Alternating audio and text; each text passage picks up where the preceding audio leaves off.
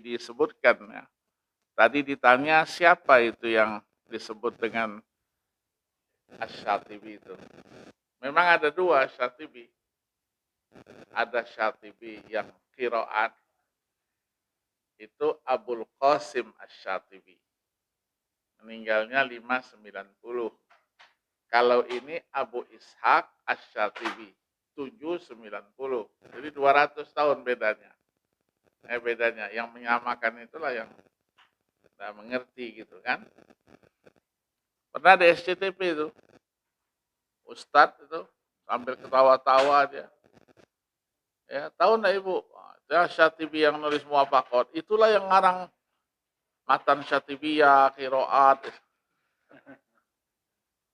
Saya sampaikan sama mahasiswa, kalau memang bodoh, jangan diumumkan sama orang. Jadi orang iya, jadi ngerti gitu, pengajian. Terus satu lagi Ibnu Katsir. Ibnu Katsir yang mufassir itu salah seorang imam qiraat sab'ah. Kan lebih bodoh lagi. Ya bedanya kalau ini kan 200 tahun. Kalau itu 774 dengan 120. 600 tahun lebih kan? Ya, lebih bodoh lagi kan? Ya, tapi enggak apa-apalah. Kemudian pembaharu tadi itu disebutkan ada Al-Afghani. Al-Afghani ini dia semasa dengan Syekh Nawawi Al-Bantani. Kalau orang Indonesia, ya, yang digelari dengan Sayyidu Ulama'il Hijaz. Jadi beliau itu wafatnya 1879. Kalau Syekh Nawawi 1897. Ya, itu cara menghafal ya. Angka itu juga yang dimainkan. Misalnya Khatib Al-Baghdadi, Ibnu Abdul Bar, itu 463. 643. Ya, 463. Nanti sampai ke Ibnu Salah 643. Ya, jadi angkanya itu juga. Ya, diputer-puterkan aja gitu. Itu cara apa? Cara menghafalnya. Nah, terus perbedaannya tadi itu, perbedaan yang sekarang dengan yang dulu itu apa? Usulan yang pertama itu disampaikan oleh kembali Al-Qarafi. Al-Qarafi menawarkan dari 5 yang ada itu, daruriyat itu ditambahlah satu lagi al-ird. Al-ird itu kehormatan. Tapi dibantah oleh tokoh-tokoh maqasid sesudahnya, ya termasuk siapa? Yang wafat 716 itu Hambali ya, termasuk Ibnu Taimiyah. Itu juga membantah kalau al-aid masuk saja aja an-nasl. Karena kehormatan itu kan keturunan itu kan kehormatan. Ngapain perlu lagi? Nah, barulah di format setelah itu. Nah, ini namanya perluasan makna ya isi daripada maqasid itu. Jadi sifatnya tadi bukan sifatnya fardi, tapi sifatnya sudah istimai dia. Maka diunsurkanlah keadilan, al-adalah, kebebasan, ya, al-hurriyah.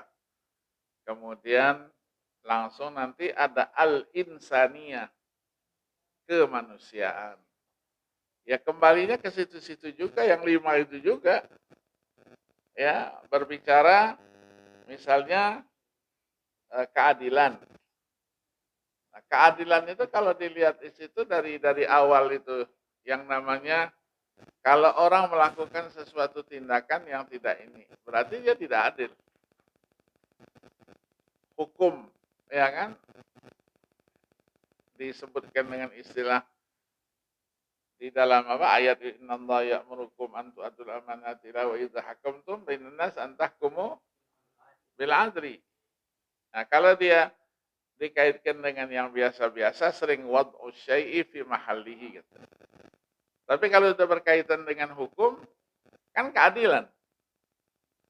Dikatakanlah iqamatul haqqi ala sahibihi. Jadi kalau hak tidak diberikan berarti tidak adil. Nah, tidak adil itu dalam masalah hukum. Kita bicara memelihara harta, kan hukum. Memelihara keturunan, ya hukum juga. Melihara itu ya di pola. Itu kalau diistilahkan itu pergeseran.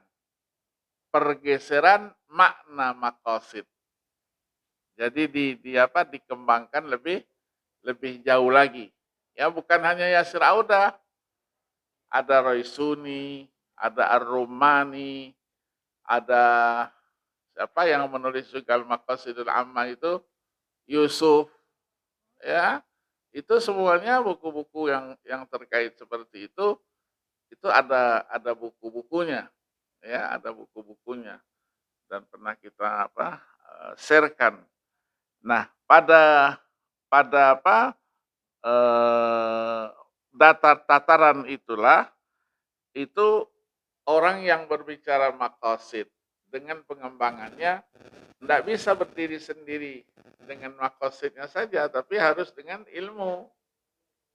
Ya, maka dipisahkan dulu maqasid itu dia tidak lagi dalam tataran usul fikih. Kalau masanya Syatibi masih dia bahagian dari pembahasan usul fikih. Jadi orang supaya ideal studinya fikih, usul fikih, maka di tengah-tengahnya harus ada maqasid. Ya, dari maqasid itulah nanti mau dikaitkan dengan apa? Perbuatan yang sunnah. Kalau dia dikumpulkan sunnah, jadinya kan wajib. Maka orang yang meninggalkan sunnah secara parsial, oke lah sunnah. Tapi kalau dikumpulkan banyak-banyak, sama saja meninggalkan yang wajib. Begitu juga yang makruh itu sebaiknya ditinggalkan. Kalau ditinggalkan dapat pahala, dikerjakan dia tidak berdosa. Iya kan? Nah, tapi yang namanya makruh itu kan istilah yang menjadikan Allah itu benci. Nah, kalau benci, berarti kalau makruh dikumpul-kumpulkan, dia jadi haram. Maka Imam Syatibi membuatkan kaedahnya. Idza kanal fi'lu manduban bil juz'i kana wajiban bil kulli. Wa idza kanal fi'lu makruhan bil juz'i kana haraman bil kulli. Itu kan telaah ini kan gabungan antara fikih dengan usul fikih. Ya, jadi supaya pola pikir itu ideal dia ke depan, itu mau enggak mau harus dilatar belakangi oleh maqasid. Nah, kita menyebutnya dengan falsafatut tasyri', hikmatut tasyri'. Tadi itu Jurjawi, bukan Jurjani. Iya, Jurjani ada dua nanti, Abdul Qahir Al-Jurjani, satu lagi Al-Jurjani yang menulis takrifat itu. Ya, takrifat. Jadi beda itu. Jadi Jurjani dengan Jurjawi. Ya, Jurjawi ini ulama dari salah seorang ulama Al-Azhar. Ya. Jadi kita diajak berpikirnya secara secara maju, ya. Nah, yang satunya itu alal bukan alal. Alal al-Fasi. Ini Maroko. Ya, kalau bin Ashur itu Tunis. Jadi alal al-Fasi. Jadi kalau kita ke kota Fes, Maroko itu di situ sebuah masjid. Di masjid disitulah dimakamkannya Alal Al-Fasi, terus As-Sabbagh, ya ada pakar-pakar usul fikih semua ini. Satu lagi Muhammad bin Sulaiman Al-Jazuli yang menulis Dalailul Khairat. Jadi kalau kita masuk ke masjid situ, penjaganya langsung kasih kita buku-buku itu. Ya, yang makarimuha syariatul islamiyah makarimuha kasih. Terus nanti yang Yang Sabbagh, ya ada Sabbagh. Terus Dalailul Khairat. Ya, 3 itu. Jadi disinilah yang dimakamkan Al-Alfasi. Dan Al-Alfasi ini 1 tahun setelah bin Asyur. Ya, nah sekarang yang meneruskan pemikiran bin Asyur itu namanya Muhammad Nuruddin Al-Khadimi. Guru besar juga dia di Zaitun, ya, Zaituniyah itu. Jadi dia mengembangkan itu dan beliau juga termasuk salah satu tokoh yang meneruskan pemikiran bin Asyur tadi. Maqasid sudah menjadi ilmu mustaqil. Nah, ada 2 lagi yang dukung dari Saudi. Ya, dari Saudi. Itulah Yaqub Abdul Wahhab Hussein yang meninggal tahun yang lalu itu. Satu lagi Abdul Aziz bin Abdul Rahman bin Rabi'ah. Saudi. Punya bukunya semua. Ilmu Maqasidis Syari'. Judulnya Ilmu Maqasidis Syari'. Jadi dia menawarkan bagaimana nanti dalam kajian keilmuan satu pembahasan yang sudah mapan dari aspek maknanya, sejarahnya, dia bisa menjadi satu disiplin ilmu. Ya, sama dengan ilmu-ilmu Al-Quran itu kan, asbabun nuzul. Dulu pembahasan ilmu Al-Quran. Tapi sekarang sudah menjadi ilmu asbabun nuzul. Sababul wurud. Dulu hanya pembahasan ilmu hadis. Sekarang sudah menjadi ilmu asbabil wurud. Ya, jadi dia sudah menjadi ilmu yang mustaqil. Ya, mustaqil. Nah, maka ulama-ulama menjelaskannya itu secara gamblang. Ya, misalnya ilmu hadis. Berapa banyak ilmu hadis itu? Al-Hazimi berikan komentarnya, anwa'u ulumil hadis katsiratun tablughu mi'ah. Kullu naw'in minha ilmun mustaqil. Jadi semua yang hampir 100-an itu dia sudah menjadi ilmu yang mandiri. Baru digambarkan keluasan ilmu itu. Lau anfaqat talibu fihi umrahu ma adraka nihayatahu. Fihi bukan biha. Ya, ada siswa penuntut ilmu yang ingin menghabiskan umurnya fihi satu cabang ma adraka nihayatahu. Dipastikan dia tidak sampai ke finishnya.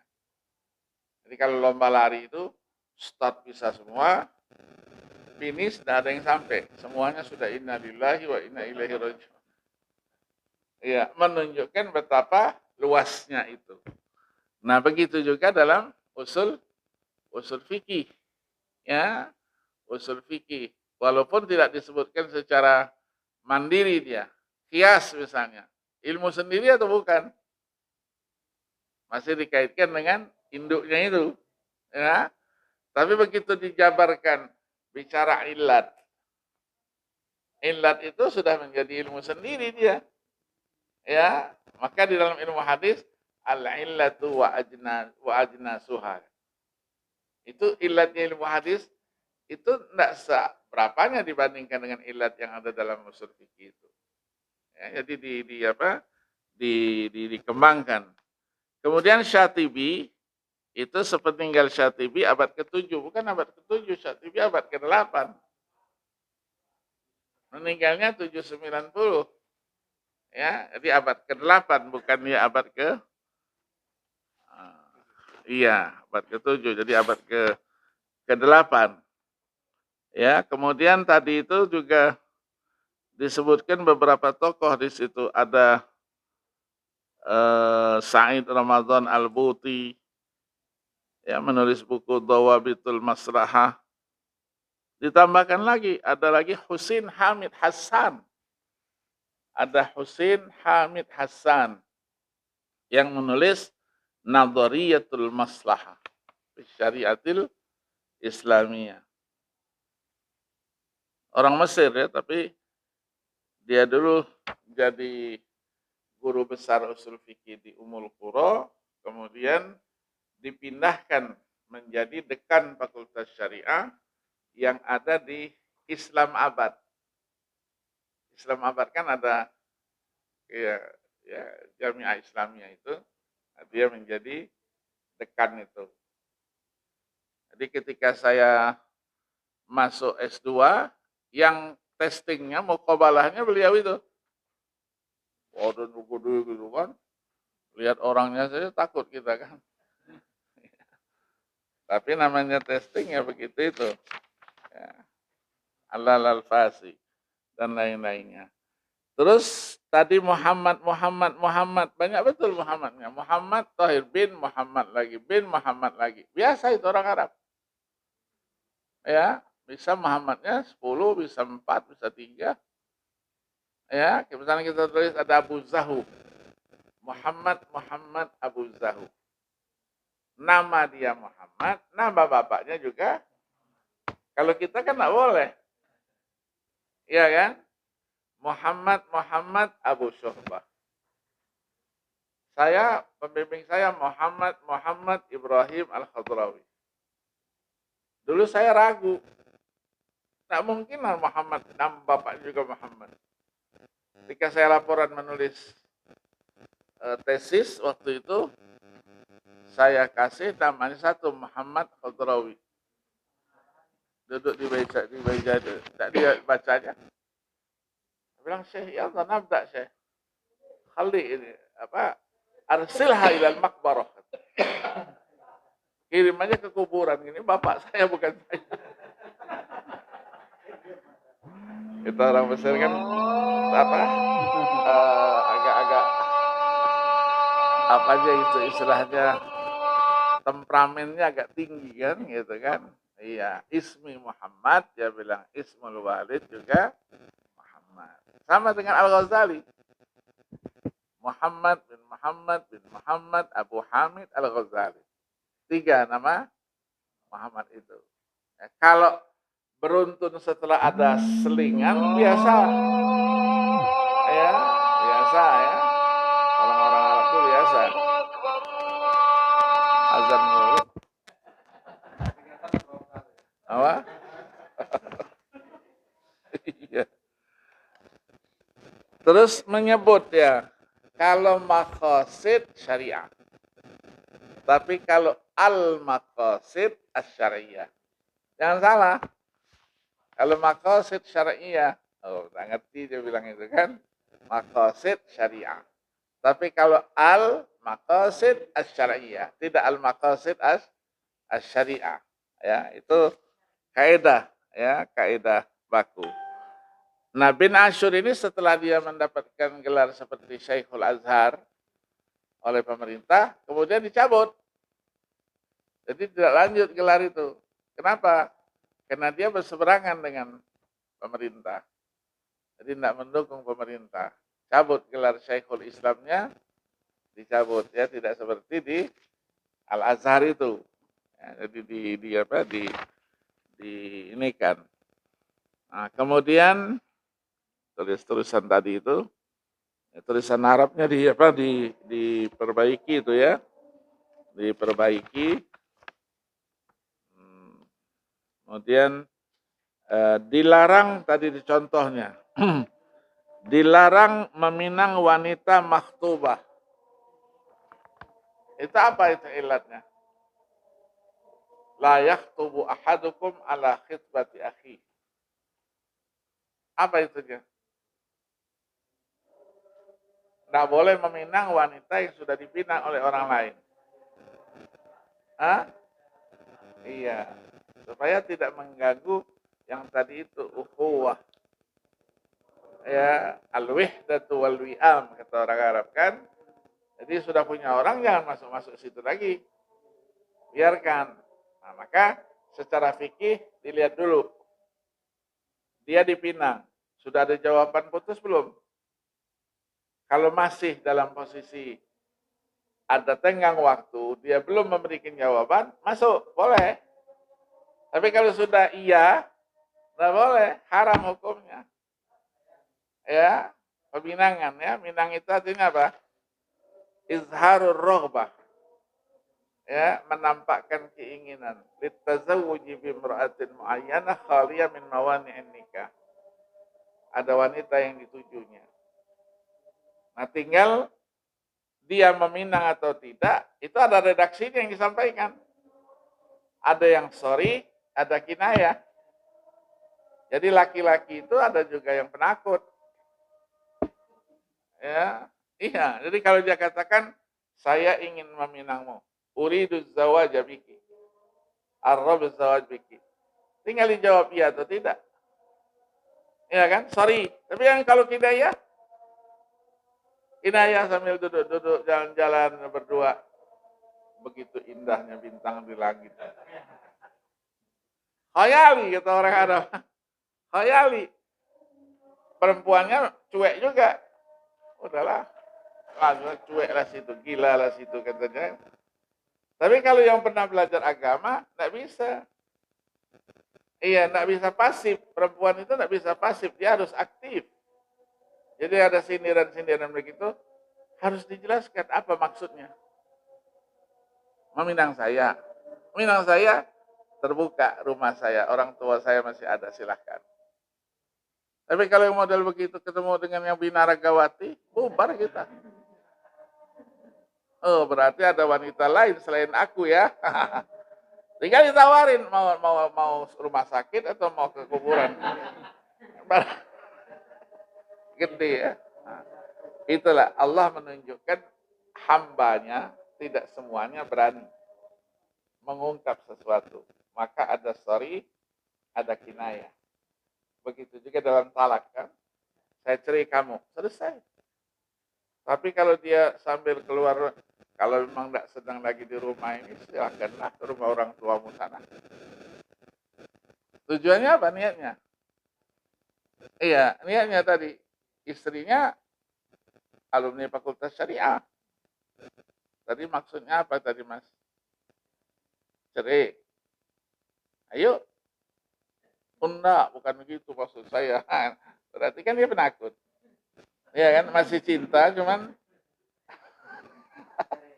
ya Allah Maha tahu ya. Allah Maha tahu dengan apa? Dengan hambanya. Ya, hambanya. Nah, tadi dikaitkan juga untuk menyelesaikan itu maqasid itu Al-Qur'an dan hadis mutawatir.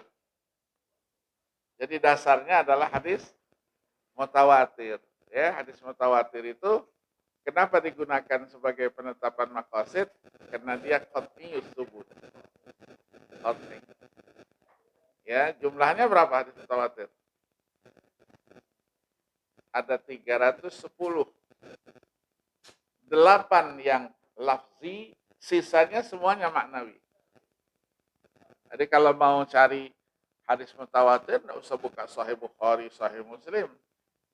Cari saja kumpulan hadis mutawatir. Ya, ada Ad-Durarul Muntasirah fil Akhbaril Mutawatirah. Ada yang cetakan yang terbaru itu jumlah rawinya berapa orang? Di pinggir dibuatnya. Hadisnya apa teksnya? Ada lagi hadisnya di pinggir, rawinya di dalam. Rawah hadzal hadis siapa? 1, 2, berapa? 16, 70, berapa gitu. Sesuai dengan apa? Dengan batasan. Ada yang mengatakan cukup 4 saja sudah mutawatir. Karena itu kesaksian. Ya, kesaksian orang yang qadzaf, menuduh. Ada yang mengatakan 5. 5 itu li'an. Ada 10, 20, ya, sampai dengan 313. Itulah peserta perang Badar. Ya, peserta perang Badar. Nah, innamal a'malu binniyat itu mutawatir. Maka dibuatkan itu di nomor 1. Diriwayatkan oleh berapa gitu. Kemudian nanti terakhirnya itu menafsirkan ayat 26 surah Yunus. Lilladzina ahsanul husna wa ziyadah. Al-husna al-jannah, az-ziyadah an-nadharu ila wajhir rahman. Ya, jadi itu hadis-hadis yang mutawatir.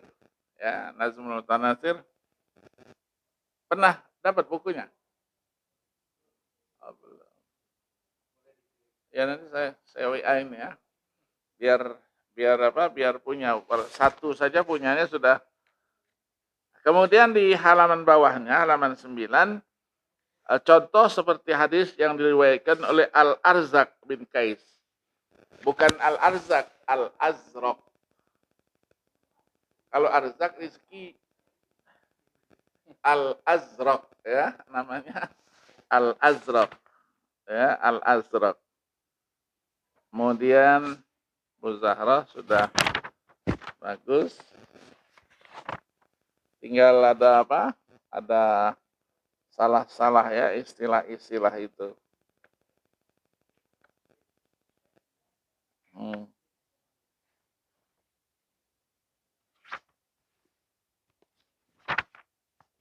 Sudah cukup saya kira. Baik, terima kasih Pak Prof. Yang sudah mengulas dan memberikan catatan. Tergantung pemakalah ini, mau ini yang dipilih sebagai tugas akhir atau yang satu lagi. Tapi dua tadi ya. Jadi, tapi ini udah disatukan. Nah, ya berarti satu ini, dan catatan sudah cukup banyak, mulai dari tokoh, namanya, tahun wafatnya dan sebagainya. Tambah dengan hal-hal yang bersifat substansi, diperbuat jadi tugas akhir sebagai pengganti ujian. Bapak dan Ibu sekalian, hari sudah udah habis waktunya intahal waqt ya. Sudah 15.44. Yang untuk besok kita mulai 7.30. 7.30 menjelang jam 12 bisa 2 kali. Nanti kalau ada waktu lagi Pak Prof, ya,